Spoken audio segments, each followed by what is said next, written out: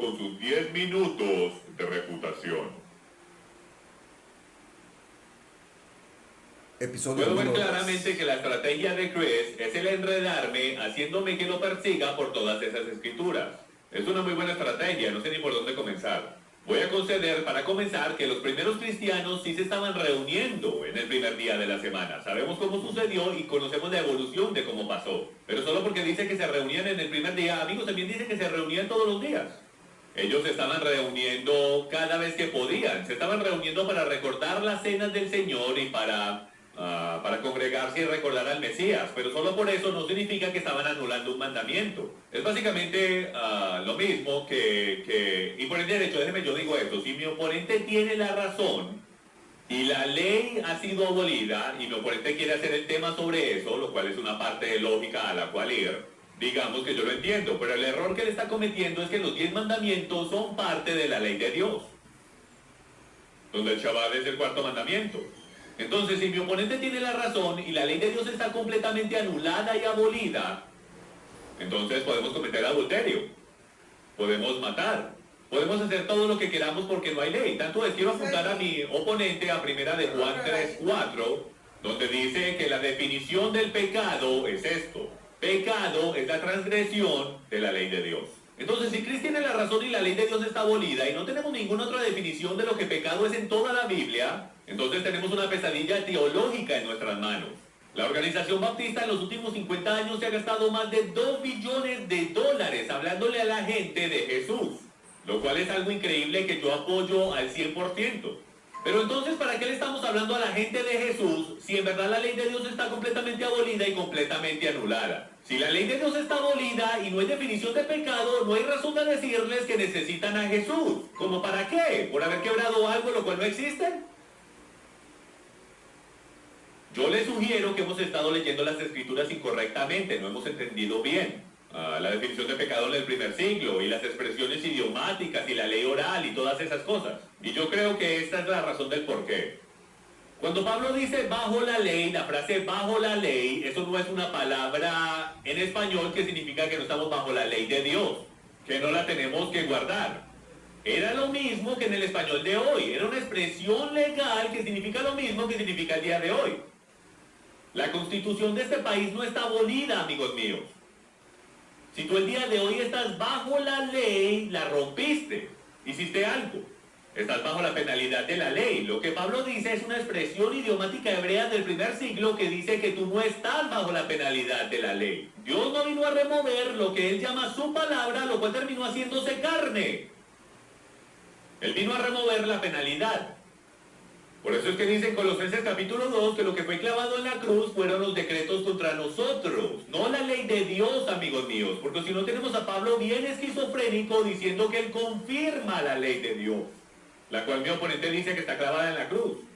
Lo que fue clavado en la cruz en el primer siglo era que habían ordenanzas, y el arameo lo hace bastante claro porque dice que habían deudas y decretos escritos contra nosotros por nuestros pecados. Significa que en el día del juicio vas a ser responsable por 2 libros, el libro de la vida y el libro de las obras. Entonces, si tu nombre no es encontrado en el libro de la vida, todo lo que tú has hecho está escrito en un libro, con documentos, decretos que están escritos en tu contra. Si te dan una multa por velocidad, y yo quiero venir a donde ti y yo te quiero hacer libre de todo eso, ¿voy yo a la Corte Suprema de los Estados Unidos y les digo que anulen todas las leyes y decretos de este país? ¿O será que mejor pago tu multa y remuevo los decretos que estaban en contra tuya? Entonces comencemos, hay tanto lugar a donde ir. El primer día de la semana, primera de Corintios 16, versículos 1 y 2. Primero que todo, no dice que se reunieron en el primer día de la semana en este versículo, dice que apartaran una ofrenda para el primer día de la semana, primer de semana. Y por el derecho hay discusión que el primer de semana en hebreo puede en la actualidad significar el primero de los Shabbats. Ahora, yo no me suscribo a eso, yo creo que significaba primer de Shabbats, que era como contaban en el primer siglo, el primer día hasta el Shabbat, el segundo día hasta el Shabbat, porque todo era sobre el Shabbat. Entonces, por el mero hecho de que usaron la frase griega mía sabatón, comprueba el hecho de que estaban contando y de que el sistema de contar en el primer siglo giraba alrededor del Shabbat, porque no dice que era domingo, ni siquiera dice el primer día de la semana, dice primer de Shabbat. Y todo comentarista histórico que conoce el lenguaje en su contexto sabe que así era que contaban, primero de Shabbat, segundo de Shabbat. Entonces se reunieron el primer de Shabbat, pero no dice que se reunieron en este versículo, solo dice que apartaron una ofrenda. Y lo que es bien interesante para mí es la frase griega aquí donde dice cada uno de vosotros aparta y guarde. Todo comentarista y teólogo que pude encontrar dice esto, que cada uno lo aparte en su hogar. No existía el llevarlo a la iglesia no existía en el primer siglo, señoras y señores, eran las sinagogas y las sinagogas estaban cerradas. Los domingos, eran los romanos los que guardaban su sábado el domingo durante el venerable día del sol. Él también mencionó Romanos 14, versículos 4 y 5. Vamos a leerlo en su contexto completo.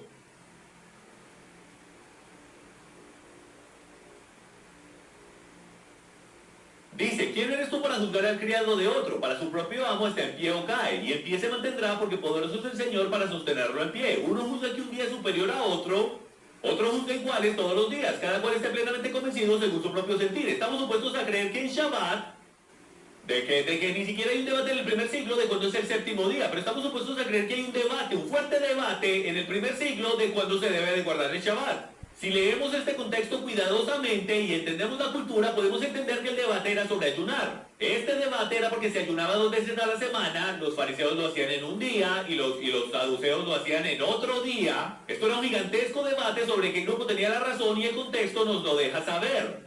El versículo 1 dice, aceptad al que es débil en la fe, pero no juzgar sus opiniones. Uno tiene fe que puede comer de todo. Y brincándonos hasta el versículo 6 dice, el que guarda cierto día para el Señor lo guarda, y el que come para el Señor come, pues da gracias a Dios, y el que no come para el Señor se abstiene, y da gracias a Dios. Como pueden ver, el contexto entero es sobre comida, pero estamos supuestos a creer, por comentaristas, que esto es sobre el Shabbat. Esto no es sobre el Shabbat, esto es sobre comida. Me estoy quedando corto de tiempo, entonces déjenme regresar a todo lo que él mencionó. Pentecostés no fue en domingo, amigos míos, los récords históricos nos dicen lo contrario. Y podemos ir a esto, los escritos de Josefus, un historiador judío del primer siglo, que dice, pero al siguiente día de pan sin levadura, lo cual es el 16º día del mes. Entonces tienes que conocer las fiestas del primer siglo. El 14 era la cena de la Pascua y el 15 era el día siguiente. ¿Ok? El 15 era el día de pan sin levadura, lo cual era un Shabbat alto en el calendario hebreo. El 16 era el día que ellos comenzaban a contar para la fiesta de Shavuot, o en griego Pentecostés. Si cuentas desde el 16 los 50 días, no cae en domingo, cae en cualquier día. Es solo la iglesia cristiana, mayormente, y algunas sectas mesiánicas las que creen que Shavuot o Pentecostés es en domingo. Hasta en las versiones en arameo de los Targum son que en Levíticos 23:15, las mismas escrituras que se usan para saber cuándo sucede, dicen, contando después del día festivo, desde que trajiste el Omer de las 7 semanas, después del día festivo, ¿desde cuál? No en el Shabbat, sino después del Shabbat alto. El error que cometen los cristianos por no entender la cultura de los hebreos, es que creen que es el Shabbat semanal, no entendiendo que el primer día de pan sin levadura es un Shabbat alto.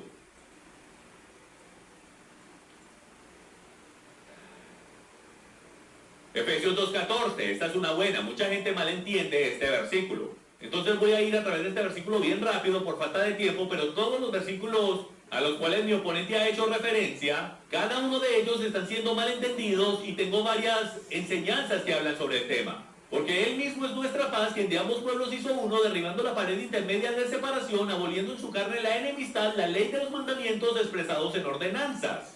Ya hicimos esto bastante claro. Él no se está deshaciendo de la ley de Dios, porque si no tenemos esquizofrenia en el Nuevo Testamento. Porque todos los discípulos se mantienen diciendo, guarden la ley de Dios, guarden la ley. Y los quiero dejar con esto. En Romanos capítulo 8 dice lo siguiente.